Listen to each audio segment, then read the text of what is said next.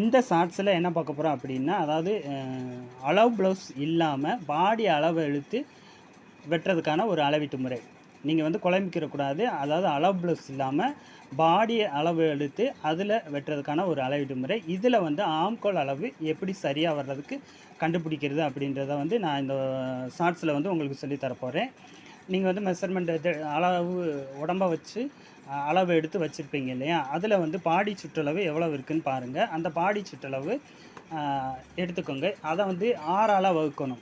நீங்கள் வந்து 6ஆல் வகுக்கணும்.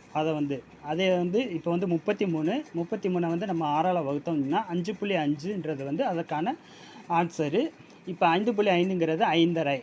அந்த 5.5 கூட என்ன செய்யணும், 1/4 கூட்டிடணும்.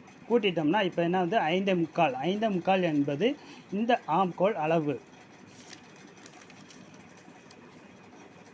இப்போ பாருங்கள், 3லிருந்து 1 வரை பாடி சுற்றளவு. பாடி சுற்றளவு எவ்வளவு? 33 அங்குலம். இந்த 33 அங்குலத்து கூட அங்குலத்தை என்ன பண்ணணும், 6ஆல் வந்து 6ல் ஒரு பாகம் எவ்வளவுன்னு பார்க்கணும். அப்படி பார்த்துட்டு அதை என்ன செய்யணும், 1/4 அங்குலத்து கூட கூட்டணும்.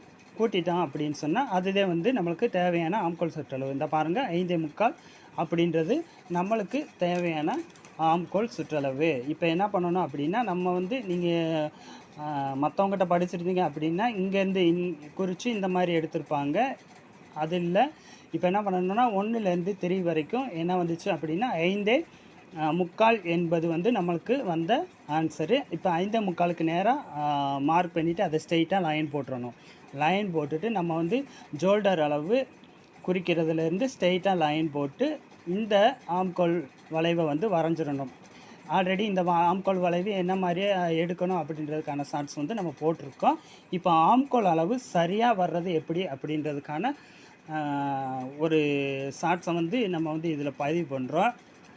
அது எப்படி எடுக்கணும்னா, அதாவது நீங்கள் குழம்பிக்கிறக்கூடாது. அதாவது உடலை வந்து அளவு எடுத்து வெட்டுறதுல ஆம்கோல் சுற்றளவு எப்படி கண்டுபிடிக்கிறது அப்படின்றதுக்கான விளக்கம் தான் வந்து நான் இதில் வந்து உங்களுக்கு பதிவு பண்ணுறேன்.